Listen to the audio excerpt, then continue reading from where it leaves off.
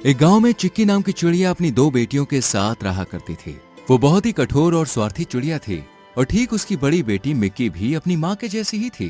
वो दोनों बहुत क्रूर थी। सारे लोग उनसे नफरत करते थे, लेकिन छोटी बेटी टूनी बहुत ही प्यारी थी। वो दयालु भी बहुत थी, क्योंकि वो ज्यादातर अपने पिता के पास ही रहा करती थी। वो भी बड़े दयालु और बड़े ईमानदार हुआ करते थे। लेकिन एक दिन, अपना सामान पैक कर लो, अब हम यहाँ नहीं रह सकते। लेकिन माँ, हम जाएंगे कहाँ? ये तो तेरे बाप को सोचना चाहिए था कि ईमानदारी की जिंदगी से दो बेटियों के साथ शहर में नहीं रहा जा सकता। खुद तो मर गया, मेरे पास दो जवान बेटियां छोड़ गया। डुग्गू की मौत के बाद चिक्की उन्हें इस गांव के पास ले आई। चिक्की सिर्फ अपनी बड़ी बेटी मिक्की से ही प्यार करती थी। घर का सारा काम भी टूनी ही किया करती। वो सुबह से शाम तक काम करती रहती और रात को अकेले ही खाना खाती। और टूनी को नदी किनारे सबके लिए पानी भी लेने जाना पड़ता। एक दिन जब टूनी पानी लेने गई तो, बेटा, मुझे प्यास लगी है, क्या तुम मुझे थोड़ा पानी पिला सकती हो? कोई बात नहीं, आप आराम से पानी पीजिए, मैं दोबारा भर लूंगी।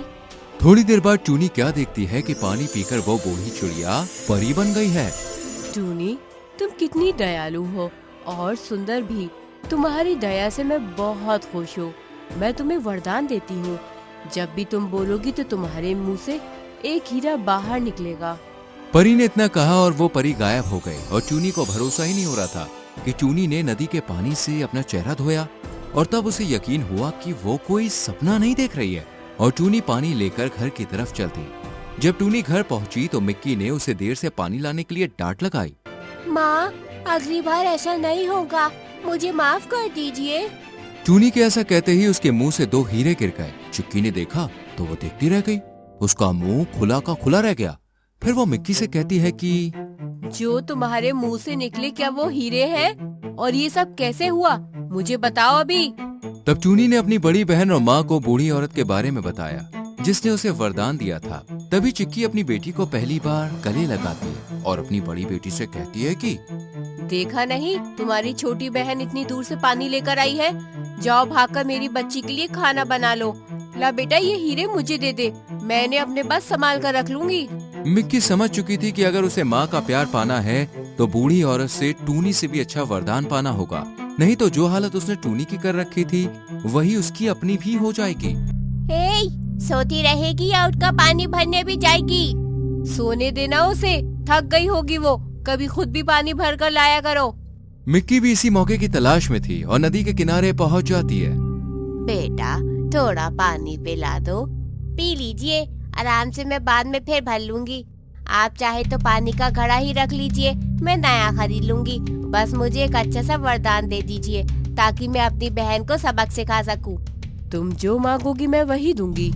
याद रहे, बस एक ही वरदान मिलेगा, इसलिए सोच समझ कर मांगना।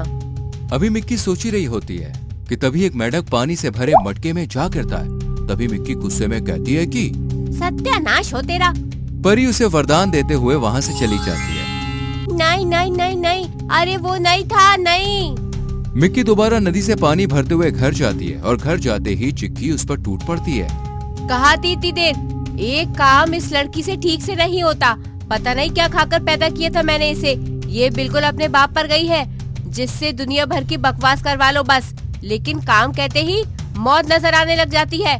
चिक्की की बातें सुनकर मिक्की उदास होकर कमरे में चली जाती है और याद करती है कि कैसे उसकी माँ टूनी को जब ऐसी बातें सुनाया करती थी तो वो कैसे अपनी माँ के साथ मिलकर उसे और बातें सुनाती थी। मिक्की समझ चुकी थी कि टूनी को उस वक्त कितना बुरा लगता होगा। ऐसे में मिक्की टूनी के पास जाती है और उससे कहती है, हो सके तो मुझे माफ कर देना। मुझे पता है मैंने बचपन से लेकर आज तक तुम्हारा बस दिल ही दुखाया है, लेकिन आज माँ की बातें सुनकर मुझे एहसास हो गया है कि तुझे कितना बुरा लगता होगा। कोई बात नहीं, माँ भी धीरे धीरे समझ जाएंगी। अरे बेटा, तुम्हें कहा था ना, तुम बस मेरे सामने बोला करो, ताकि मैं तुम्हारे मुंह से निकले हीरो को अच्छे से संभाल कर रख सकूं। और तू अब खाना बनाएगी या उसके लिए भी नौकरानी रखूं? इसलिए कहते हैं कि हमें हमेशा अपनी सूझबूझ का इस्तेमाल करते हुए विनम्र रहना चाहिए। हर समय गुस्से और बदले की भावना रखने वाले के साथ वही होता है जो मिक्की के साथ हुआ।